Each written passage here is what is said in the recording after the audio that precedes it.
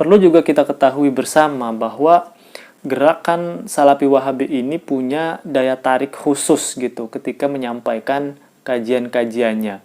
Salah satunya yaitu ketika mereka menyampaikan kajian, mereka sering sekali langsung mengatakan qala Allah, qala Rasulullah. Artinya Allah berfirman, Rasulullah bersabda, dan jarang sekali mereka menyebutkan pendapat-pendapat ulama dalam kajiannya. Jarang sekali mereka menyebutkan Imam Nawawi berkata, Imam At-Tabrani berkata, Imam At-Tirmidzi berkata, atau Imam Syafi'i begini-begini.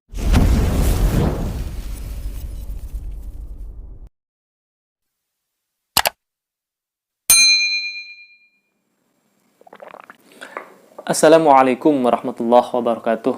Sahabat dimanapun berada, dakwah di media sosial itu dampaknya sangat luar biasa sekali. Efeknya sangat terasa. Bagaimana tidak? Karena dari jumlah penduduk Indonesia 274 juta. Dari jumlah itu ada sekitar 174 juta yang mereka aktif menggunakan media sosial. Terlepas mereka yang punya channel-channel YouTube dan punya akun-akun media sosial. Karena banyak juga yang aktif memakai handphone Android, mereka juga tidak memiliki akun-akun media sosial. Akan tetapi mereka menerima link-link YouTube, link-link Instagram tentang kajian tersebut masuk di dalam grup-grup WhatsApp begitu kan. Nah, salah satu dakwah yang melesat kencang di era digital ini yaitu dakwah ajaran Salafi Wahabi di Indonesia yang sekarang sangat kencang sekali, mereka gencar. Dan yang kedua yaitu HTI, karena mereka salah satu proyek besar walaupun secara legal sudah dibubarkan oleh pemerintah, tetapi ya secara ideologi masih tetap berkeliaran di Indonesia ini. Karena apapun itu kan bisa dijual melalui media sosial, apalagi produk-produk yang dari tradisional sekarang ini sudah fokus di era digital. Dakwah pun sekarang khususnya di era pandemi ini sangat orang-orang tiap hari itu megangnya handphone terus, mantengin handphone terus dari pagi sampai siang sampai malam yang dibuka handphone. Ada yang buka ya kajian-kajian tertentu, ada yang buka-buka ingin belanja segala macam. Nah, dalam video ini yang ingin saya sampaikan bagaimana ajaran-ajaran Wahabi ini melesat kencang karena melalui platform media sosial ini, entah melalui YouTube, ya, bagaimana ustadz-ustadz Salafi Wahabi di Indonesia ini setiap kajian direkam oleh murid-muridnya, kemudian diviralkan. Bagaimana penyebaran yang begitu masif juga akhirnya masuk kepada generasi-generasi kita. Bagaimana link-link yang disebar juga masuk ke seluruh karyawan-karyawan yang tidak memiliki background keagamaan dari pesantren.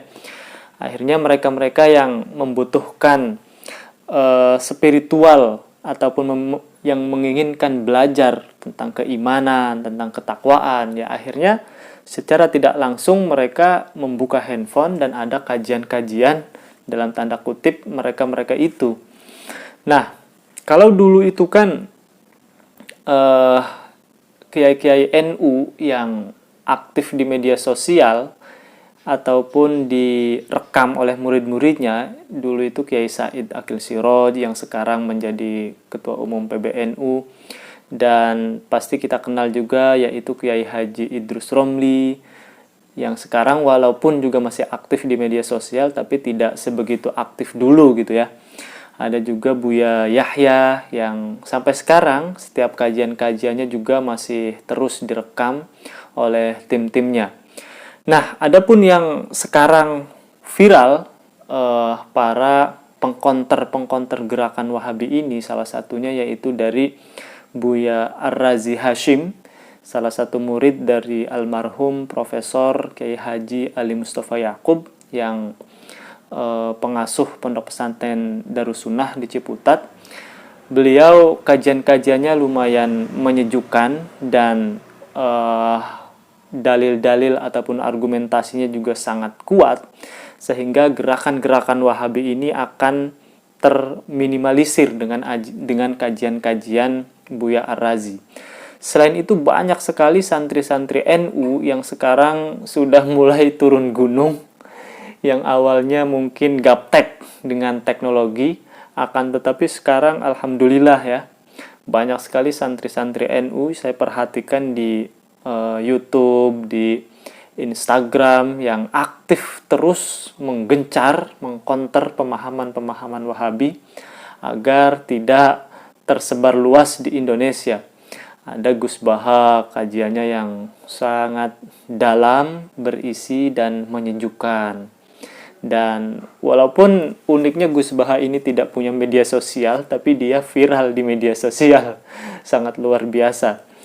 Ada juga saya perhatikan Kang Sani Uye, ya. Beliau santri NU yang sekarang aktif sekali di channel YouTube-nya mengkonter gerakan-gerakan Wahabi. Setiap konten-konten yang diupload di YouTube-nya itu pasti bantahan-bantahan terhadap pemikiran-pemikiran Salafi Wahabi. Ada juga Kang Jaka yang menahkodai channel Warkop Institute, dan saya yakin banyak sekali channel-channel santri-santri NU lain yang sekarang sudah mulai turun gunung ya untuk mengkonter gerakan-gerakan Wahabi, Salafi Wahabi agar tidak tersebar luas di Indonesia ini. Tidak hanya itu ya, banyak sekali channel-channel santri-santri NU yang tidak bisa saya sebutkan satu persatu. Salah satunya yang aktif beberapa bulan ini seperti Agama Akal TV, terus Ar-Ribat TV, Gus Ahong, Malimudo. Saya yakin mereka adalah santri-santri NU yang tidak ingin tradisi-tradisi yang sudah turun-temurun dari nenek moyang kita ini kemudian dibid'ah-bid'ahkan, disyirik-syirikan, dikafir-kafirkan oleh ajaran gerakan Salafi Wahabi yang ada muncul baru-baru ini di Indonesia. Nah, gerakan-gerakan Salafi Wahabi di Indonesia ini mulai menyebar ke seluruh penjuru Indonesia ini. Salah satu sebabnya yaitu adanya ustadz-ustadz alumni Timur Tengah, khususnya dari Madinah, Universitas Islam Madinah. Kita sebut saja ada Kang Khalid Basalamah, ada juga Kang Firanda, ada Abdul Qadir Jawas, Abdul Hakim Abdad, ada Badrus Salam. Nah, mereka-mereka ini sangat aktif sekali mengunggah konten-konten kajiannya, dimasukkan di YouTube, dimasukkan di Instagram, bahkan ada juga di TikTok, kemudian diviralkan. Nah, dampak-dampak seperti ini akhirnya banyak sekali dari warga Indonesia yang kemudian ikut kajian-kajiannya, terbawa ya. Jadi banyak sekali orang-orang yang terpengaruh dengan kajian ustadz-ustadz yang saya sebutkan itu. Bahkan mirisnya dan lebih berbahayanya lagi, gerakan Salafi Wahabi ini, selain dia menyebarluaskan di akun-akun ataupun di platform media sosial, mereka itu pernah juga dari pimpinan-pimpinannya itu mendistorsi ya kitab-kitab Asy'ari, kitab-kitab Ahlus Sunnah wal Jamaah. Ya, seperti salah satu yang sering mereka anggap menjadi paling benar, yang menganggap Tuhan itu ada di langit. Ini ada di kitab Al-Ibanah an Usulid Diyanah. Ini ternyata redaksinya berbeda dari yang asli, antara cetakan Mesir dengan cetakan Saudi Arabia. Pasti ini permainan gitu kan.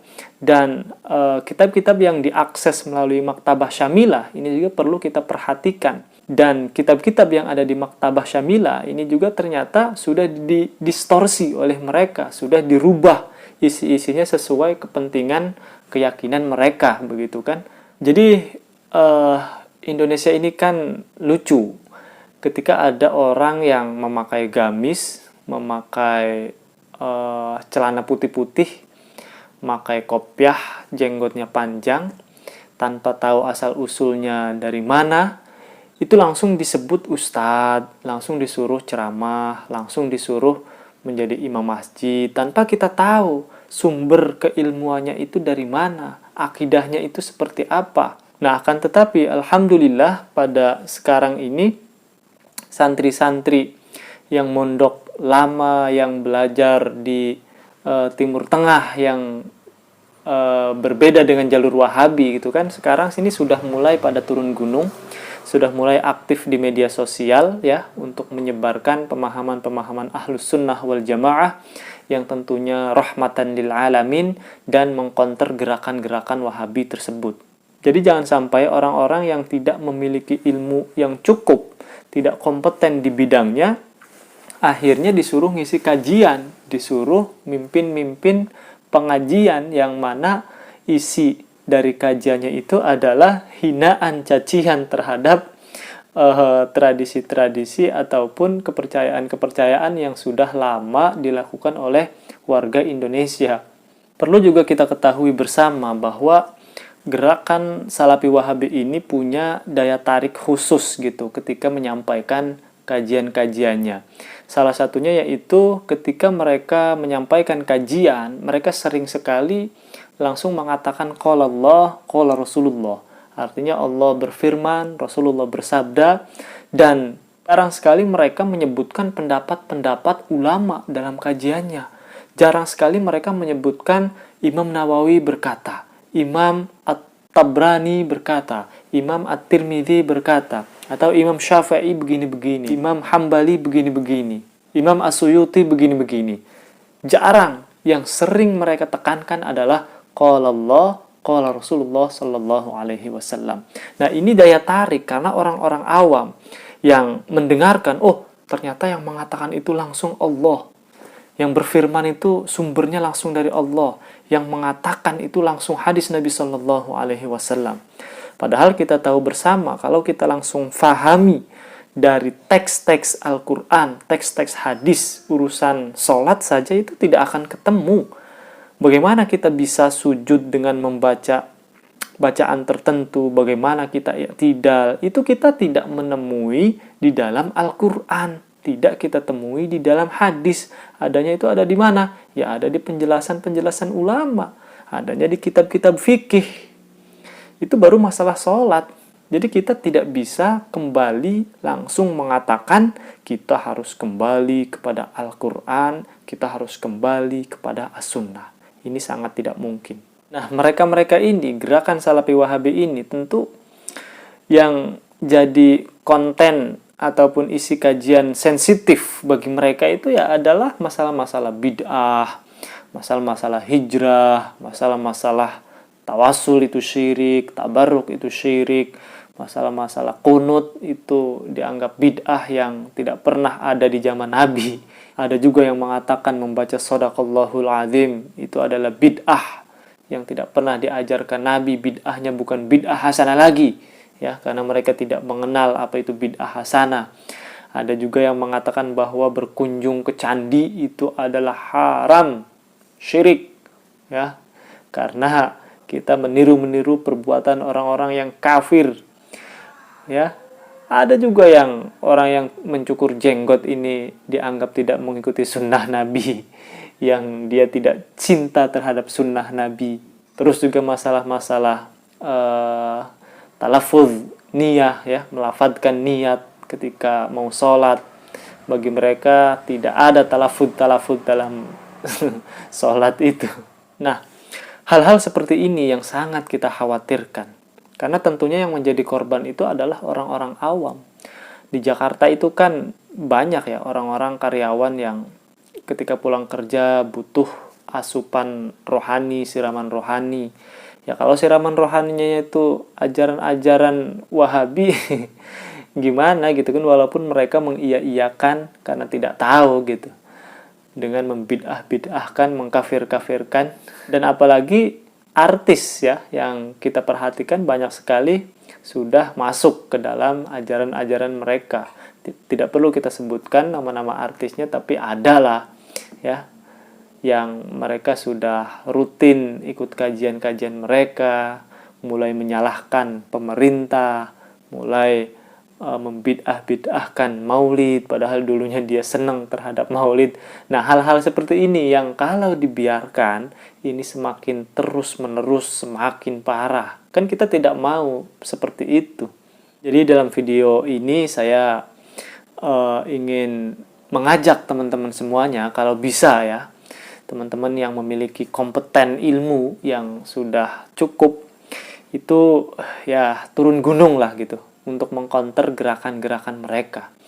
Pertama gerakan Wahabi, kedua adalah gerakan HTI, yang mana walaupun secara ormas HTI ini sudah dibubarkan, tetapi tidak menutup kemungkinan ideologinya ini masih menyusup ada di mana-mana. Di kampus itu banyak sekali gerakan-gerakan HTI yang mana kita tidak tahu begitu kan, gerakan-gerakannya itu ternyata senyap-senyap mematikan. Ya, itulah yang ingin saya sampaikan. Jadi sekali lagi, kita alhamdulillah ya, bersyukur bahwa kita perhatikan di media sosial itu sudah banyak santri-santri NU. Tentunya juga Buya Ar-Razi sudah aktif menguasai YouTube, videonya viral terus. Ini salah satu niatnya itu untuk meyakinkan apa yang kita lakukan ini adalah benar, ya, bukan berarti ingin berdebat atau menantang, tidak, akan tetapi untuk meyakinkan, memastikan bahwa apa yang kita lakukan, apa yang kita yakini selama ini adalah benar. Mungkin itu video kali ini yang dapat saya sampaikan. Assalamualaikum warahmatullahi wabarakatuh.